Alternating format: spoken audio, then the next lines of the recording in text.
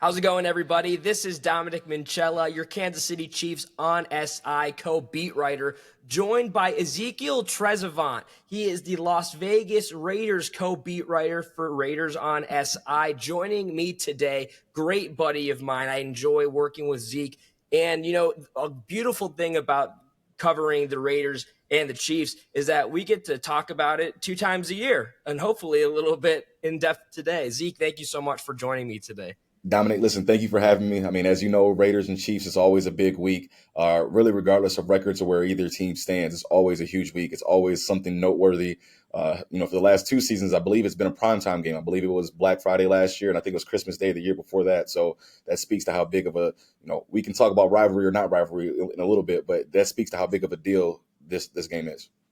Yeah, I think I remember last year when I was watching it, I was with some of my family out in Pennsylvania watching that Black Friday game. I really thought at the time, the Raiders looked like they were going to come up with that quote unquote upset. It looked like they really had the upper hand the entirety of the game. But going into this game to this week, there is a lot on the line. The Raiders are they're always coming in looking to take down the Chiefs since they are, I guess, since Patrick Mahomes has showed up, been the top of the AFC and in the AFC West. But additionally, in Kansas City's side of things, they are reaching, once again, a 500 point in the season to where they've already lost to an AFC divisional rival in the Los Angeles Chargers in week 1. And now they're getting their hands on the Las Vegas Raiders. And while I've said this multiple times in writing pieces thus far leading up into the game, the Raiders are a much different team than they were last season, that the Chiefs still can't take them lightly, or else they're going to steamroll them right out of Arrowhead and then push them once again back into a situation. But going into this game, your quick thoughts, though, who do you think that this game kind of favors, or like the momentum shift? Both teams are kind of riding a nice little wave right now. Yeah, I mean, just from being, as close as we both are to our respective teams, I think if you're asking upper hand at the moment, you have to, it's the Kansas City Chiefs, man. You have to kind of tip your hat to the Kansas City Chiefs. I think we watch enough football to know that that's where it's kind of leaning.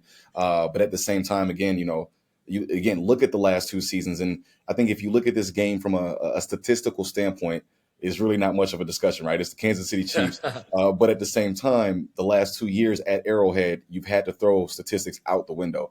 And I think that's really the Raiders' saving grace here, is that, hey, they've gone, and if you really look at it, the last 2 seasons, nobody has really played the Chiefs better at Arrowhead than the Raiders. I mean, the Raiders are a bad snap away from beating the Chiefs the last 2 times at Arrowhead. And that's just, how it's worked out. So the Raiders get up for this game.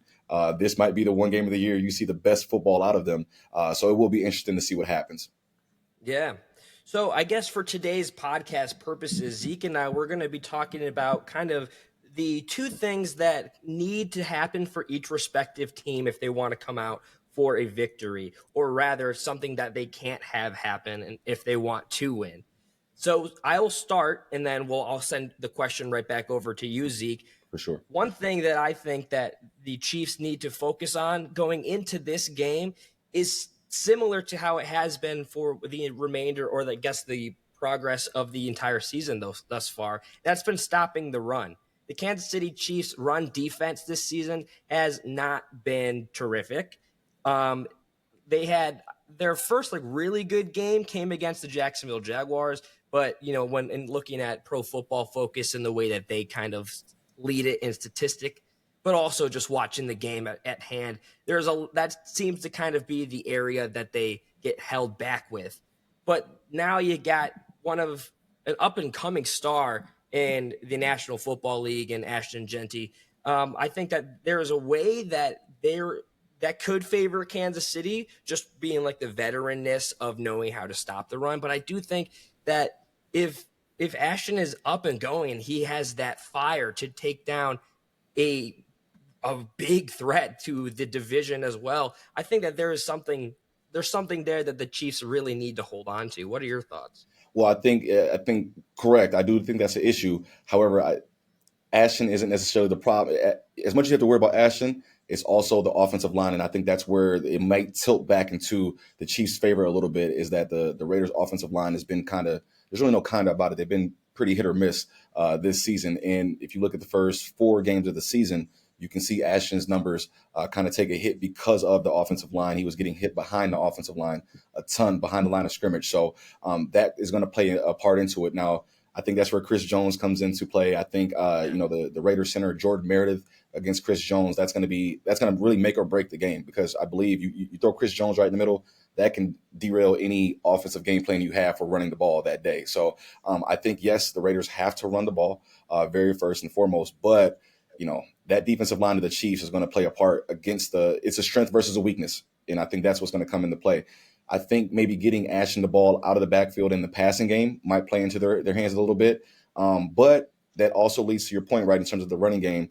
That is what the Raiders need to do. They need to run the ball, play, clock control, if you will, ball control, if you will, and limit the possessions that, the great Patrick Mahomes gets. You can only give him so many chances before Patrick Mahomes is going to get you. So run the ball, play to your strengths, limit the game. Yeah. So, and before we even started recording, we were kind of talking about something, or you were telling me something that you think the Raiders need to do. And you say, it sounds pretty cliche, but it's pretty much the biggest in the face factor that they need to do. And that's Patrick Mahomes. Could you dive into that and how you think that the Raiders, from their Yeah, standpoint, need to take 100. down Mahomes? 100%. I mean, everybody knows if you let Patrick Mahomes just stand in the pocket, you are going to lose. There's probably less. There's no more of a guarantee in sports of predicting if you're going to win or lose, as if you let Patrick Mahomes pick you apart with no pass rush. That is the key. They have to keep Patrick Mahomes contained. You cannot let Pat run, scramble, and pass on you. You got to figure out how you want to contain him, and contain him is the word, because he's going to get his. So I think the pass rush is going to come into play. It's going to be huge. How the Raiders dial up their defense against the Chiefs. You should see a lot of their more flexible, more versatile defensive linemen on the field for the Raiders to kind of try to keep Pat, at bay. And then I think, to that point, the pass rush has to get home. They have to get home, or they at least have to get Pat off of his spot. If Pat gets the ball off, if they fail to get to Pat, it might be a long day with the Raiders secondary. So they have to at least make him uncomfortable and get home if they can.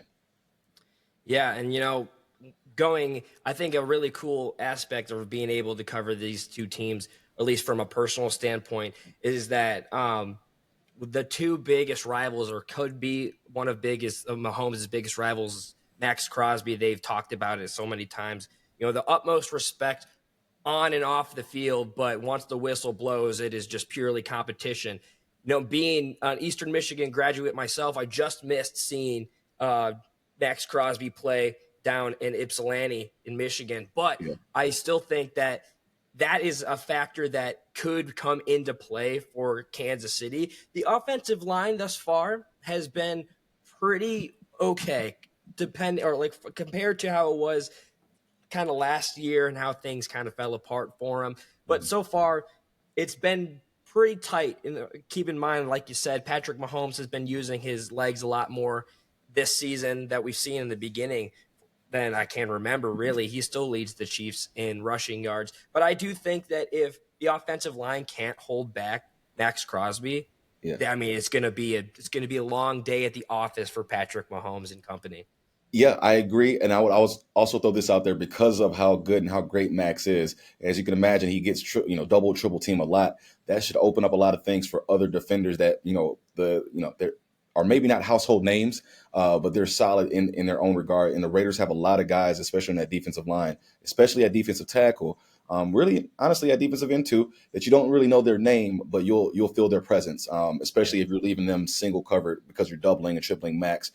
So I would definitely say, as much as you want to see Max and you're going to pay attention to Max, also look at those other guys that benefit. And Max has talked about this, that benefit off of Max Crosby's presence. So that could be a factor as well. And that goes right in hand, hand in hand with what's happened the last 2 years. They've thrown so many talented defensive linemen at Pat. That's what's kept the game interesting at Arrowhead the last 2 seasons.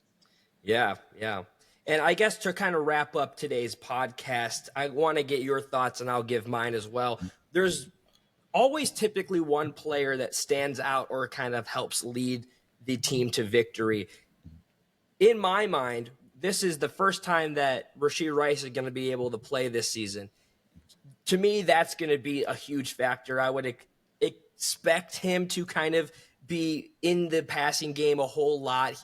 And, he is very familiar with the Raiders. He knows, even though he hasn't been on the field or really been practicing with the team, head coach Andy Reid has said he's ready. He looks good. And I could find it hard to believe that now that Rashee Rice is able to play, that you're going to hold him back. I would say that Rashee Rice is going to kind of be a big factor or a big player to watch this game for the Chiefs. On the other side of things, who was your Raider to watch, so to say? Yeah, so whenever I'm asked these kinds of questions, Dominic, I don't like to give the cliche, the Max Crosby's, the Geno Smiths, the Ashton. Like, that's easy. My answer for this would be, honestly, it would be Eric Stokes, cornerback. He did not play against the Indianapolis Colts 2 weeks ago, and then he played again last week. And again, if you ask the pundits and if you just look, on paper, the Raiders group of cornerbacks probably ranks towards the bottom of the league. However, they are night and day different with Eric Stokes in there at cornerback one. So he has to be healthy. He has to be 100%, which I believe he is. And he has to perform well. If he performs well, that would be something to keep an eye on, because then everybody else should be good as well. If he does not, though, it'll be a long day. Well, I mean, Zeke, thank you so much for joining us today. Yes, sir. You've got socials. Go ahead and plug them while we've got it, and then I'll kind of wrap things up. Yes, sir. Thank you for having me. First and foremost, this was really fun to kind of match the ideas, because again, obviously, huge divisional game. In terms of social, on Twitter /X, EZ as in Ezekiel, so EZTREZ_SI as in Sports Illustrated. Awesome. Well, with that, folks, as always, you can follow me over on X at Dom Minchella. I post and repost every single day. You're not going to want to miss any coverage leading into Week 7, as well as for the entirety of the rest of the season. You can also follow us over at KC Chiefs on SI. Everything gets posted there. You're not going to want to miss the Raiders versus the Chiefs. Even though that Zeke and I are buddy-buddy, we're still going to be buddy-buddy even depending on whoever wins this game. Yes, sir. Once I'm looking again, forward to it. yes, sir. Awesome. Thank you guys so much. Remember, be kind to one another, and I'll see you tomorrow.